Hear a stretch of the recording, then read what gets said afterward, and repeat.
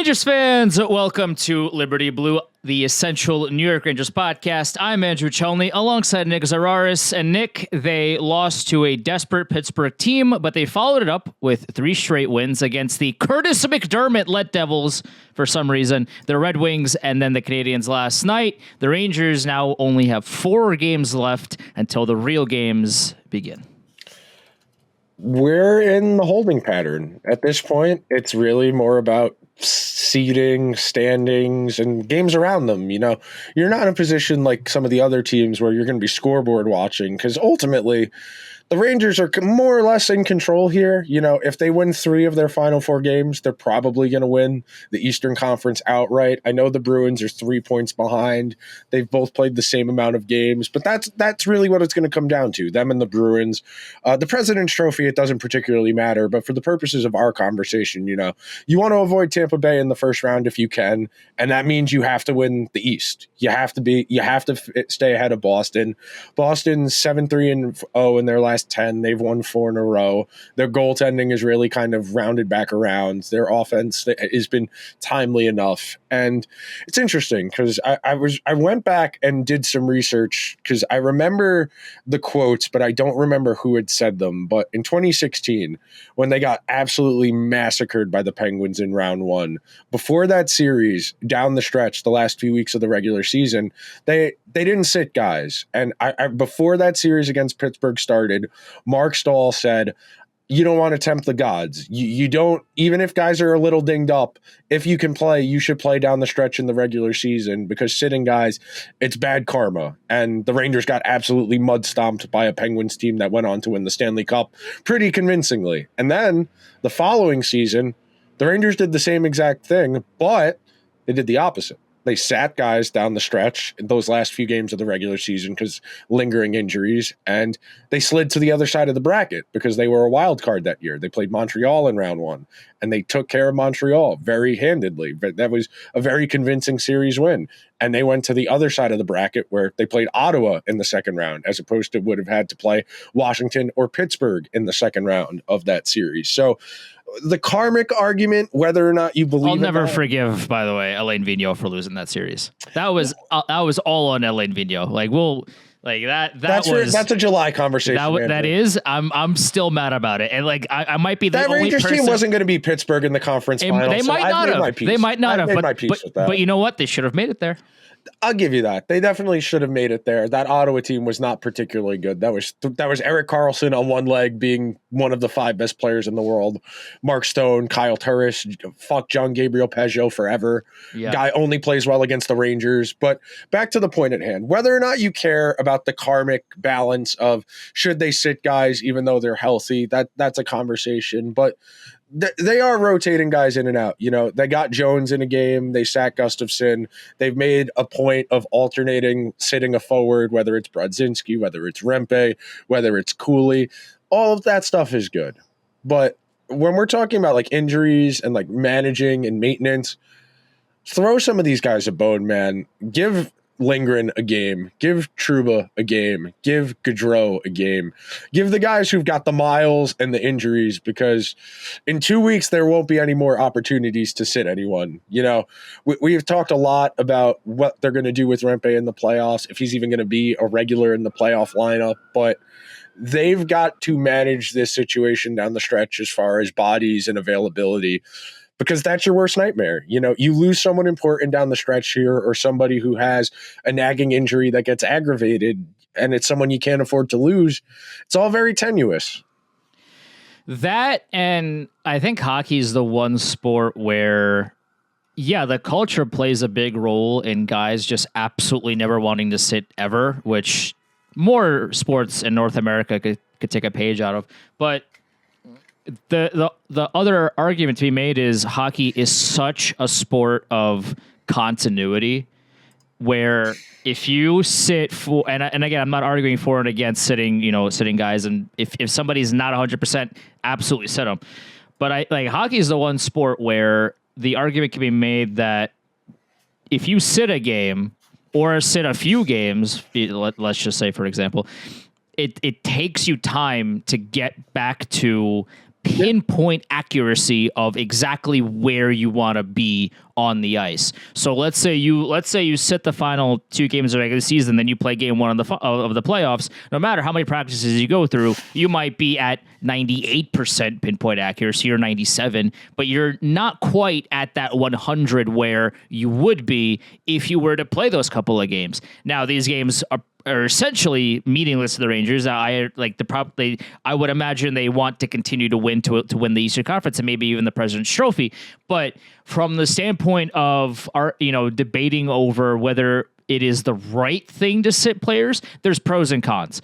Obviously, if there's guys with a lot of mileage or if they have any sort of injury or anything like that, sit them 100%. I'm not arguing that. But if you're perfectly healthy, it's kind of a coin flip of whether or not the usefulness short term is beneficial or not, because you're leaving some of that, that role that you've been on maybe a little bit on the table. Is it a lot? Is it a little? Is it maybe not at all for some players? Like, I'm sure if Adam Fox had a game because he wanted to, I'm sure he could pick right back up for where he was because he's Adam Fox. But if you sit somebody like a Jacob Trouba, who by all accounts had a pretty okay game against Montreal, but had a pretty not great week otherwise, if you sit him and then he shows up to game 1 of the playoffs and he lays another egg, then that's a problem. But if he can build off of his play against Montreal in these last 4 games and get to game 1 playing better than what he showed against Pittsburgh last week, then maybe you do that. It's a coin flip, and you can argue both ways. It's a trade-off thing. You think about a graph, you think about a traditional line plot of a 1/1 where it's a direct line, and there comes a point where there's a certain amount of trade-off. Something interesting, and while you were talking, it jogged my memory. The last time the Rangers was in the President's Trophy, I went to the game where they gave them the trophy, and I remember them dressing a few funny names in that game because they were resting guys because they had a lead and they had won it with 2 games remaining in the regular season. Luminaries in that lineup include Chris Summers, Ryan Bourque, Matt Hunwick, and James Shepard. So maybe, just maybe, San Jose Sharks legend. I think they got him for a 4th something round like that, pick, if I remember correctly. Yeah, and then proceeded to not play him. Yeah, then he got violently concussed. He went to the Devils, got concussed again, and then retired. But as far as the argument here, I don't think I have a strong take either way. I understand both sides of the argument. In cases like this, where it does feel like Laviolette has a reasonably decent pulse, a decent understanding, I think this is a situation where I am reasonably okay with deferring to the coach. You know me, I'm very anti-authority. I don't like people saying, well, he's in charge. That's the end of the conversation. You should always be skeptical of authority, especially in sports where the consequences aren't that serious and there's no certification. It's not like being a doctor where if you question your doctor, you're kind of being an asshole because you didn't go to med school. There is no hockey school. Yes, Peter Laviolette has been a hockey coach for a long time. There are a lot of people who have been hockey coaches for a long time. So, switching gears, my brain is fried. I've had about 8 hours of sleep over the last 2 days. Switching gears up here, I felt, and we've talked about this a lot this year, I think the reason I feel so much stronger about this group than years past is there's a genuineness to this team that isn't as contrived or as forced in years past, especially last year. The Rangers tried so hard from a team as an organization. I shouldn't say a team. It's not the players' fault. From a team and franchise perspective, to make it seem like last year, we loaded up. We got the super team. We've got all of these guys who've won Stanley Cups with other teams. We've got these guys who have been documented playoff performers. And it was all bullshit. It was all propped up on, we're going to pray our goalie's better than the other team. And if he's not, we're going to lose, which is what happened this year. And I think it's really fitting that it's a guy like Rempe who has less than 100 career minutes in the NHL, let alone games played. More minutes in the penalty box than on the ice. He has more PIMs than actual minutes. It's a guy like that brings a group together. We've talked a lot throughout the course of this season about specific moments, like that first win against Carolina, the game where Adam Fox got hurt. or we talk about the Stadium Series, or we talk about the come from behind win against the Flyers on Saturday, or the come from behind on the Saturday at last month, the come from behind win against the Panthers. And those games, in the course of a long story of a season, when you go on a long playoff run and God willing, you win a championship, you look back at those moments and things about that group is special. Rempe could have just fought McDermott and that could have been the end of it. And it was very stupid for all of those guys to go get ejected from the game 8 seconds into the game. But it says something about this group, and they care about each other. And it's very funny that it's a guy who's probably not in the organization's long-term plans who's galvanizing the group like that. But we've said it a lot on the show. The rest of the team appreciates what Rempe does. So even if Rempe's hockey impact is minimal because he plays 6 minutes a game, the impact it has on the other guys on the team is what's valuable.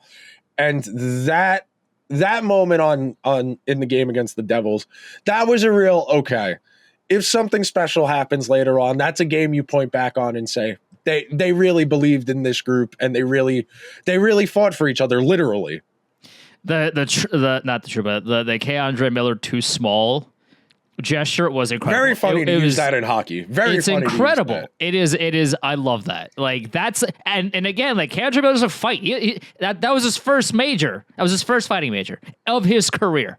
And my man's ragdolled somebody. And John Marino, to be fair, he's got like 4 inches and like 30 pounds on John Marino, but if he still fought, listen, he still fought him. He willingly fought the guy. It's not like, John Marino cowered in a corner and Count Jimmy was like, get over here and we're going to fight. And then, he ragdolled them. It's like, no, they both dropped the gloves. John Marino knew what he was getting into, I guess, maybe. And then he got ragdolled. And then Count Jimmy was like, you're too small. That's incredible. Like that, like those are the vibes that you can't manufacture. These those kinds of moments, those kinds of plays are genuine vibe builders that accumulate over the course of a season. This isn't the we're all fine, we're gonna trade for Patrick Kane and we're gonna win the Stanley Cup because we're the best team on paper. It's like that's a manufactured vibe. That kind of vibe you can never manufacture because that is a spur of the moment, confidence, swagger type of thing to do. Like, if you're not confident in your team and your ability and all that, you would never make the too small gesture. You just wouldn't. Like that's a confident play, and that is like a very small microcosm of this team as a whole. They are very confident in how they are playing, and they're very confident in each other to get things done. That game was hilarious. That game against the Devils on so many fronts. The fact they were up 2-0 and blew the lead.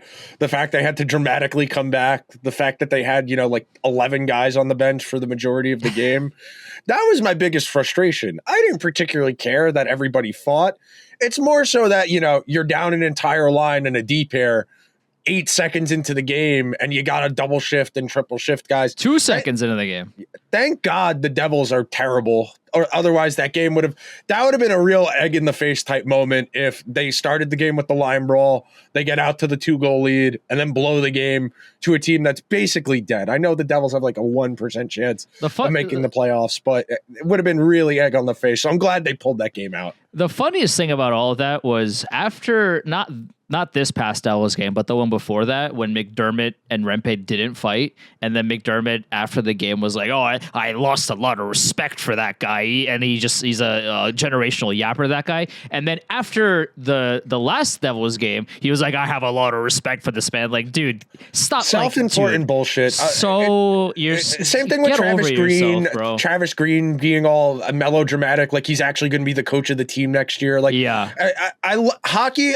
I love the sport. I very clearly love the sport. Yeah. But for a sport that claims to be as tough as it is, the massive insecurity between amongst all of these self-important people. Yep. Travis Green, you will not be coach of the Devils next year, and if you are, that's a failure. Curtis McDermott, you should be thanking your lucky stars you are in the National Hockey League. The self-importance and the insecurity, the raging insecurity amongst these guys who only have value by punching other people in the face. face and know that's all they can do have to feel important. It's why Ryan Reeves gets asked a question every single game when the Leafs play, because they got to make Ryan Reeves feel important. If he doesn't feel important, he doesn't have any value on the team. So, but it's really fun. It's really fun. It's really funny that instead of making the game the most important thing, if you're Travis Green, you are, trying to keep this job. You are trying everything that you possibly can, right, to continue the season. You know that if you lose this game in regulation, you are all but out of the playoffs. And even then, even if you win in regulation, your chances aren't great, but they're better than what they would be if you lose in regulation. You know this. Everybody on the roster knows this. This is a 100% must-win game. Instead of that, he chooses to win the Yapper Olympics. He sends out his goons. He fights people. He tried to fight Laviolette, which I don't think would have went well anyway. And then they lose the game in regulation. So that just showed what Travis Green's priorities were in that game. It's performative. It's very performative. He didn't care about the result of the game. He just wanted to fight and show what kind of tough coach he is by sending out his goons. It's like, that's great. That's fine. But you lost the game, and therefore you've pretty much eliminated your team from a playoff spot. Congrats, bro. There's a reason that when general managers get a job for the first time, they go out and get that type of player, because they need to feel self-important. They need to send a message about their team because they're not as confident in their group. But enough about the stupidity. The power play is getting going, which is nice. Yeah. They definitely were in a bit of a rut there for a little while. It's nice they've got that going again. Come playoff time, the power play opportunities, they're about the same over the course of regular season versus postseason over the last handful of seasons. A few different people have written about this. The biggest thing is just that the longer a game goes, the fewer the penalties you're going to get. You get into those 2 or 3 overtime rock fights, you're not going to get opportunities all that often. So with the power play going, with the goaltending reasonably going, you got 2 of the 3, and the 5-on-5 play, it's hard to evaluate at times because some of these games, it sounds stupid to say they've just kind of been messing around, but they have. It feels that way, doesn't it? It feels like they know they can score a goal pretty much if they need to, if they're playing a bad team, like against the Devils, against Ottawa, against Montreal. That they're not. You never want to accuse anyone of taking games lightly, but you can tell the rigidness of the structure is not exactly there right now. They know they can get away with cheating it a little bit, and they are.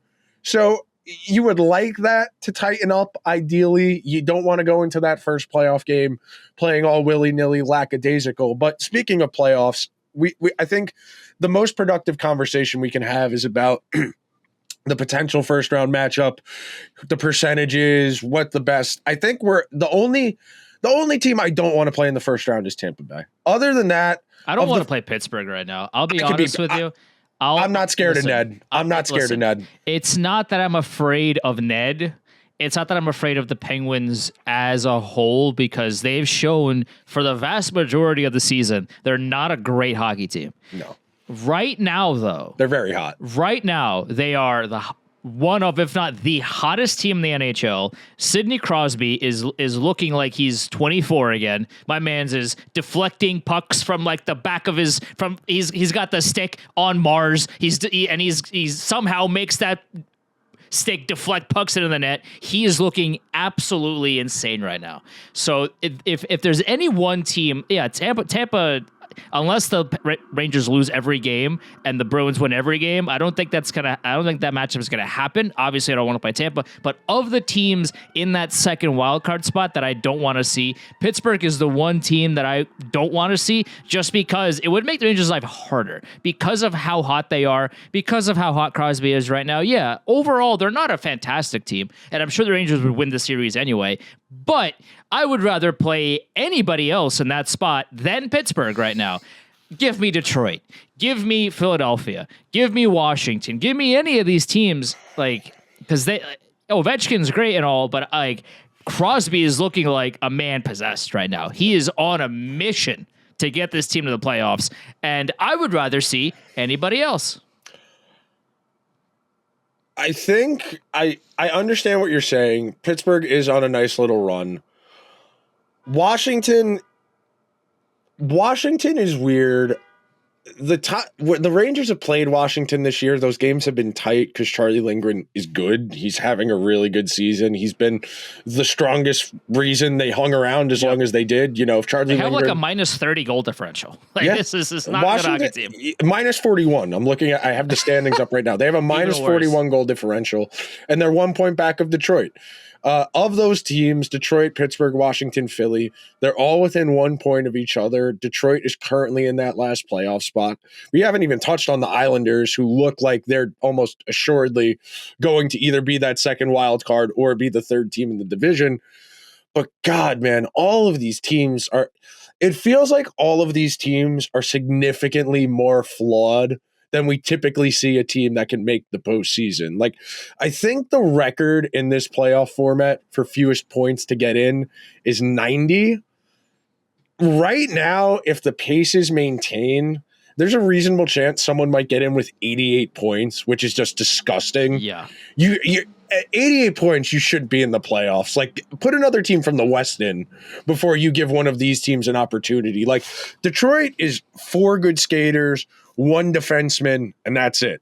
Pittsburgh, at this point, it's just Sid, Malkin, Letang, Ned, Carlson. Carlson's having a great. Carlson's been having a great year. Like, genuinely, I wouldn't say great. He's been good. He's been great. He's been one of their best performers all year. That's not saying a lot, to be fair. It's not. I mean, it's not. But when you're on a team that has been playing this mediocrely for the entire season, and yet he's having a solid season. Yeah, he's been having a pretty solid year. Washington, I have no idea how they have any wins. You look at that roster, and like Ovechkin had 8 goals at the All-Star break. Yeah. You know, he's scored 19 goals in a month and a half, which is great and all, but I like Dylan Strome. I like Sonny Milano. I like the Protas brother they have. That's not a good team. No. You look at these rosters, like, God bless Charlie Lindgren. I want to say he's 7th or 8th still in goals saved above expected if you look at Evolving Wilds, but I do not know how some of these teams are hanging around. Put it to you this way. The Washington Capitals have scored the fewest goals in the entire Eastern Conference. Yeah. There are teams that have 4 wins, like Columbus and Montreal, that have scored more goals than Washington. Washington scored 208 goals. Less than Montreal, less than Columbus, like less than a whole lot of teams in most teams in the NHL. Like Seattle has 202, and the 3 absolute bottom feeders in the West have fewer. But other than that, it's like Washington is by far the worst offensive team anywhere near a playoff spot. I do not understand how they've hung around as long as they have. Like, other than Lindgren, and like they haven't even gotten games. Like, you go and look at their box score. Tom Wilson's played a decent chunk of their games. He's in the 60s, but Oshie's only played 40. Sonny Milano's only played 40. A lot of their players have been dinged up this year, and that's a team that historically has been very injured, but they're really just getting by on vibes in Charlie Lindgren. Like, Lindgren really, you go and look at the numbers, they don't really jump off the screen. A 907 and an 8 in was that a 288? I can't even see. Yeah, a 282. But they don't jump off the screen, but good enough to hang around. And like you were talking about before we started recording, the Flyers hit the wall. The Flyers had a really good first 3 months. In January, it looked like they were almost assuredly a lock based on what was going on around them. And I'm looking at it right now, and I just, whoever that is, the reason I am so adamant that the Rangers need to win the East, you get an opportunity to play one of these teams. That is a series you can get done in 5 or 6 games and reassess and then go into the next round with a little bit of juice.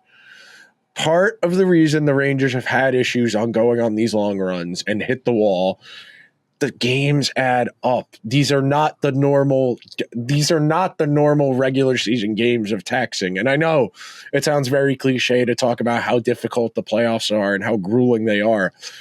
but it's a different game. The intensity is a lot higher. The emotions are a lot higher, and the emotional tax of going on these long playoff runs, it's real. There's a reason when teams win the Stanley Cup, they collapse to the ground, hugging each other because they are physically and mentally exhausted. And that's the first time in a month and a half, 2 months that they've been able to check out and just be like, damn, we did it. The Rangers need this. The Rangers desperately need this. And I really hope they find a way to do it. Yeah, that'd be great if they did, wouldn't it? They tied the franchise record for wins in a regular season against Montreal. They have 4 more games to break that record if they so wish. It'd be great if they did, because that would all but guarantee the top spot in the East. Also, the more they win, obviously, that all but guarantees the President's Trophy as well. And we talked about before, no curse. I really don't want to hear about these curses, these silly things that in this particular sense doesn't exist. It's like the Rangers want home ice advantage the entire way, no matter who they face. Even if they face Dallas in the finals or whoever it is, the Rangers want home ice advantage. They're a really good home ice team. They're 28-10. Like they're a good team, and I like.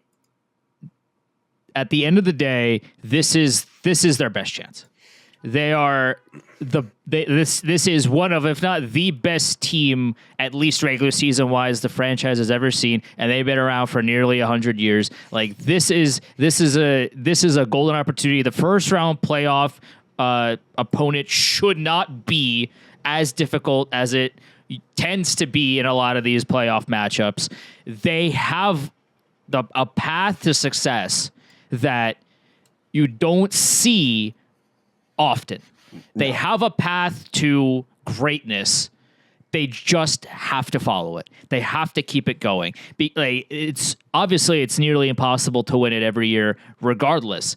This is the year where the path is there. It's not a murky, invisible path that you're going in blind. They are one of, if not the best teams in the league, and their path to ultimate glory is in front of them. They have a roadmap. They can see where they're going. All they have to do is not stray from the path, and they have it. You go and look. There are 97 seasons of Rangers hockey on Hockey Reference. They are 3 points away, standings points away from the franchise record. The previous franchise record was the team that won the President's Trophy in 2014-2015 with 113. The Rangers have 4 games remaining. They win 2 of them. Statistically, this would be the best regular season Rangers team of all time. In the most competitive, in the highest skilled, in the most talented period in the history of the sport. That is nothing to take lightly. I know, I agree. I hate being the guy who says if you don't win the Stanley Cup, your season is a failure. But based on this group, the regular season they've had, the future being what it is, it really does kind of feel like it has to be now or never. Yeah. It really does feel like it has to be now or never. And we talked about this a few weeks ago, and I'll reiterate it and I'll reframe the way I want to talk about it because I think it's worth discussing. They are getting career years from so many guys. And I think the biggest inflection and the biggest swing in my perception of the team this year versus last year in the results is I didn't think Vinny Trocheck was this good. I can fully admit it and come out and say, I didn't think Vinny Trocheck was this caliber of a hockey player. Skills-wise, he's not elite at anything. He's pretty good at everything. And he was okay last year. It's not like he was bad. But I didn't think he was the number 2 on a team that would make a long playoff run. And yes, it helps that Panarin is simultaneously having a career year while Lafreniere is having his breakout season around him. But he is part of that line, and chalking up this type of success only to his line mates is unfair. And frankly, I have more trust in the forward group than I do in the defense, largely in part because I feel like Trocheck, Panarin, and Lafreniere, if the Rangers need a goal, they can send them out there with Fox and they'll make it happen. I don't feel that way about any other line on this team. And I didn't think I would be able to say that about a line that had Vinny Trocheck on it. He has been phenomenal. Yeah. Like you take a look at not just, his counting stats have been great too, but watch the way he plays.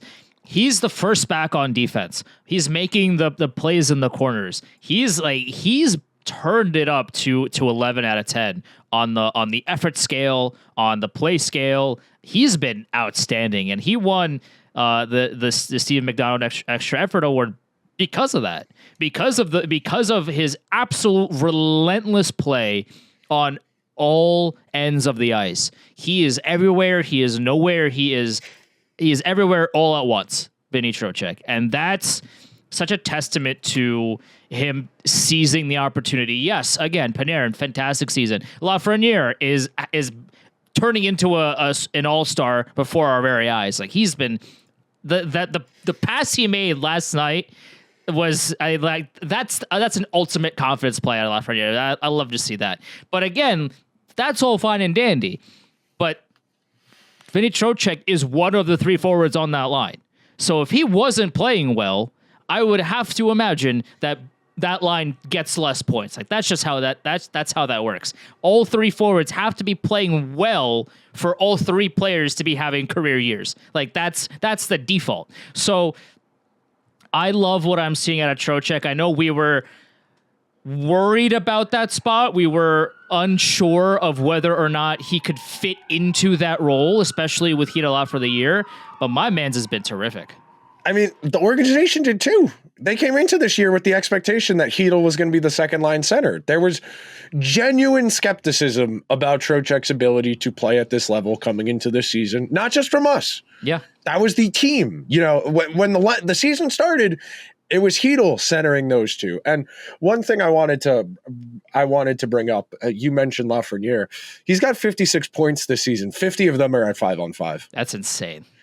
You know, and this is something, and this is the main reason I always say points aren't everything. You know, it's about the context in which you create that offense. And you compare, even if we're just talking about time on ice, and not just 5-on-5, just time on ice. You know, he's getting 2 to 3 minutes less per game than guys like Panarin, like Zibanejad in overall ice time.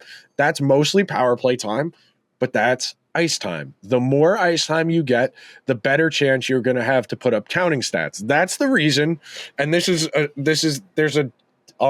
what's the word I'm looking for? There's a direct statistical correlation.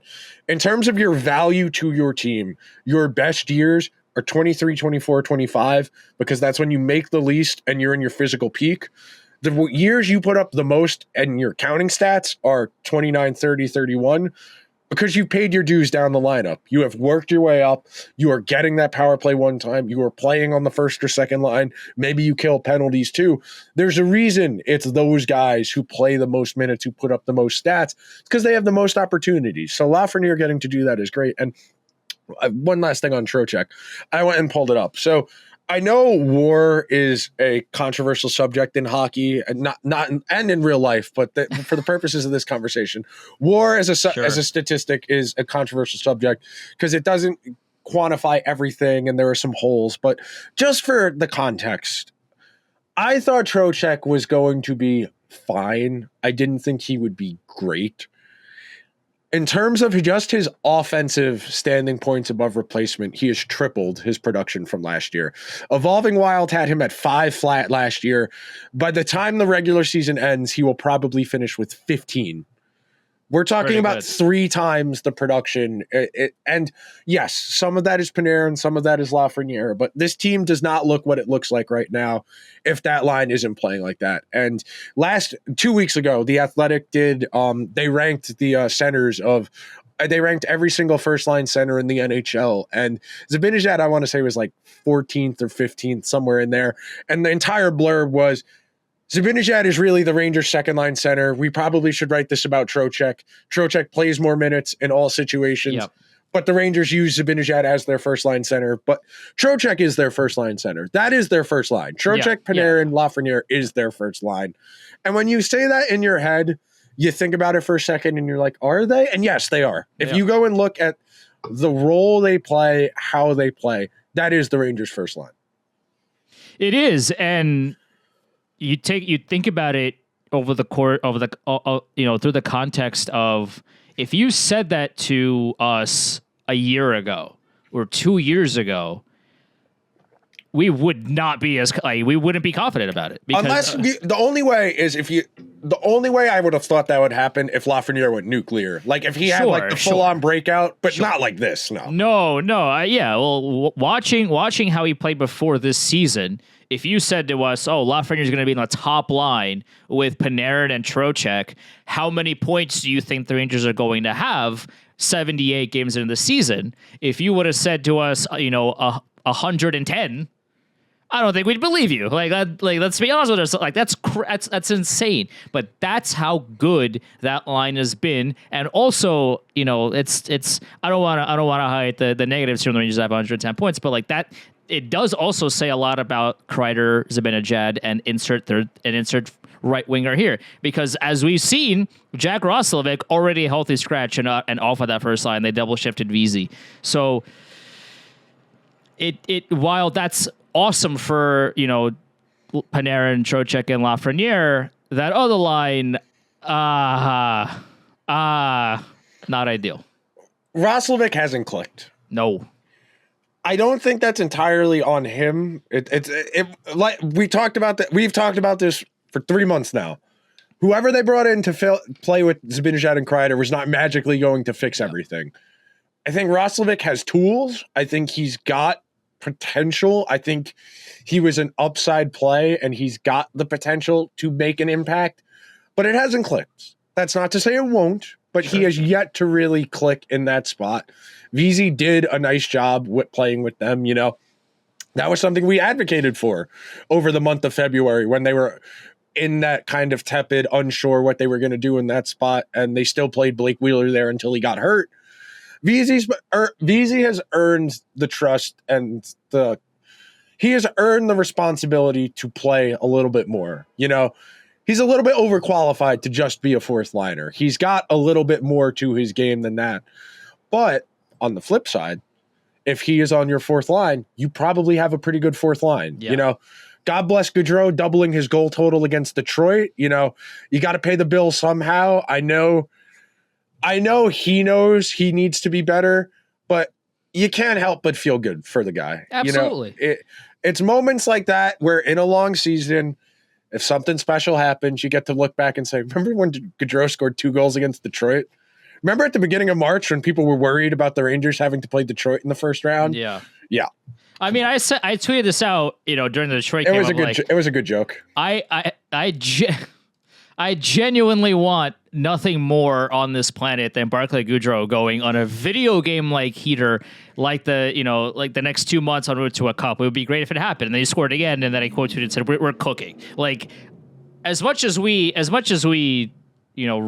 talk about Goudreau's bloated contract and him not performing to expectations or to his expectations or the team's expectations or whichever expectations that you want to throw, he's not meeting any of them. And he knows, I'm sure he knows that. Everybody that watches him play knows that. It's not a secret. The team knows this as well. At the same time, it's not like we bring this up because we want him to do poorly. I would love for like I said in the tweet, like I just read in my tweet. I would love for him to all of a sudden score 12 goals in the playoffs and they win the Stanley Cup. Like that would be awesome. I don't know how awesome that would be for they might give him a lifetime extension after that, and I would not want to see that. But if they win the cup, I don't care. It's fine. Everything is fine and dandy if the Rangers win the Stanley Cup. So I would love Gaudreau to score 20 goals. I would love Trouba to score 30 goals in the playoffs. Like that's the thing is like we highlight these things not because we like highlighting negativity. It's like, hey, these are the problem areas of this team, and we would like it if these things were improved. I would like to improve society somewhat, and then somebody comes out of the woodwork. It's and yet you participate in society. Oh, interesting. It's like, yeah, like of course, all we want to do is improve. See, the problem with that is you can't bring logic into a sports argument a lot of the time. And a lot of people don't think about sports in like the same way you would have like a philosophical or a theoretical debate. They purely argue off of vibes and emotion, which like that's what makes sports unique and makes conversation within sports interesting. But yeah, you perfectly summed it up as far as but yet you participate in society thing. Last thing I wanted to touch on before we get out of here, I bring that up because somebody tweeted at me. Yeah. Because like I said I can't believe like it needs to be studied that there's been 3 head coaches now that have all watched Miller and Trooper play together on a pair, and it hasn't worked, and yet they're still together. And then someone who essentially is a first name bunch of numbers guy, he's like, it amazes me how Laviolette coaches a team to this many points and best record, and fans question him like they somehow know better than just by watching games on TV. To which I then quote tweeted that meme. It's like, that's great, but just because things are great doesn't mean things can't get better.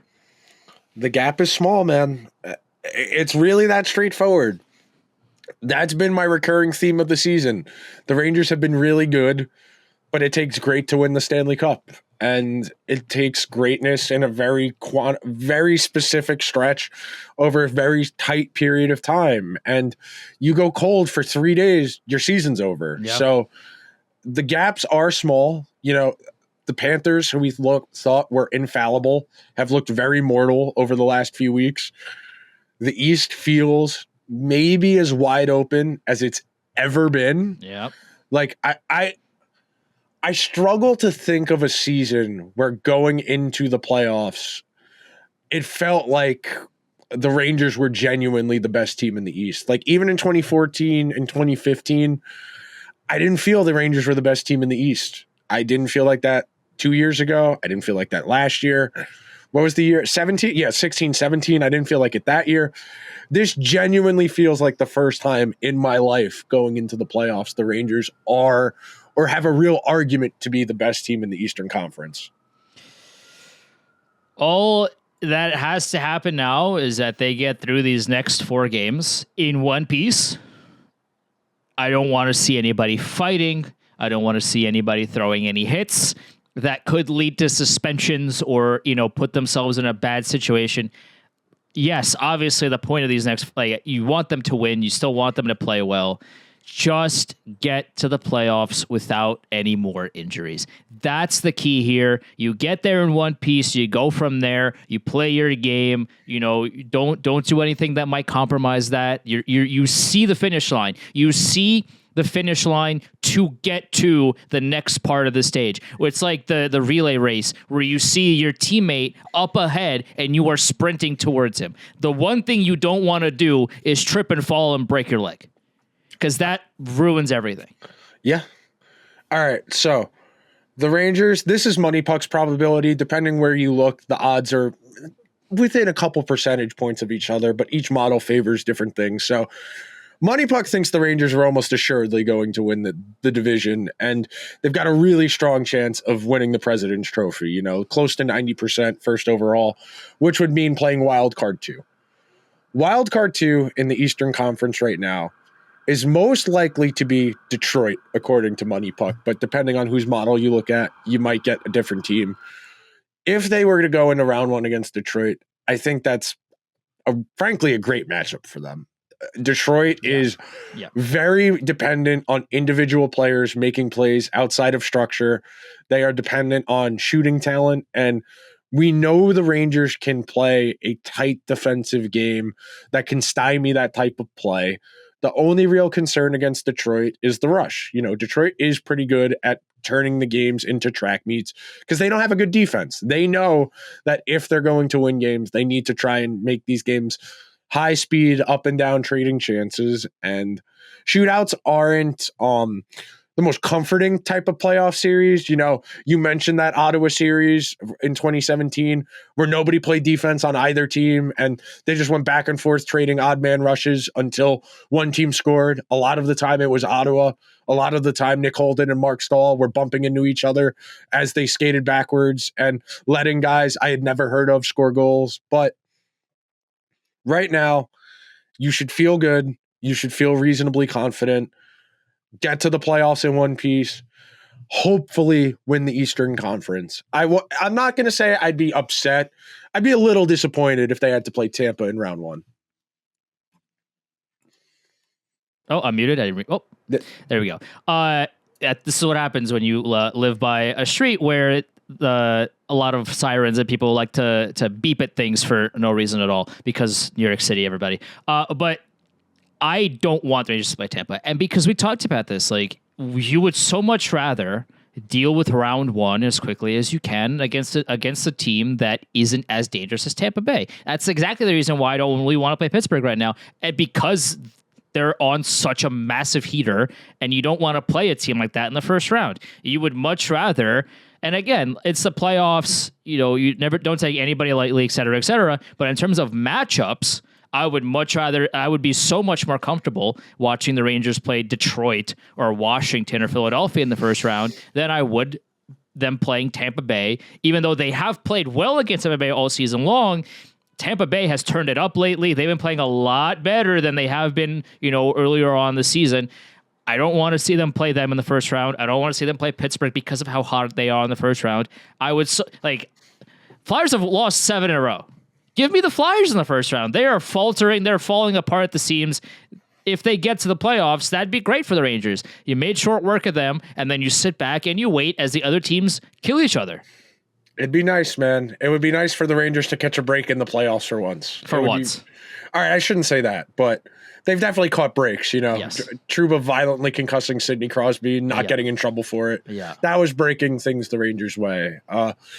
That'll do it for this week's episode of the Liberty Blue Podcast. Make sure you are subscribed wherever you get your podcast. Leave a 5-star review if you could be so kind on Apple Podcasts or Spotify.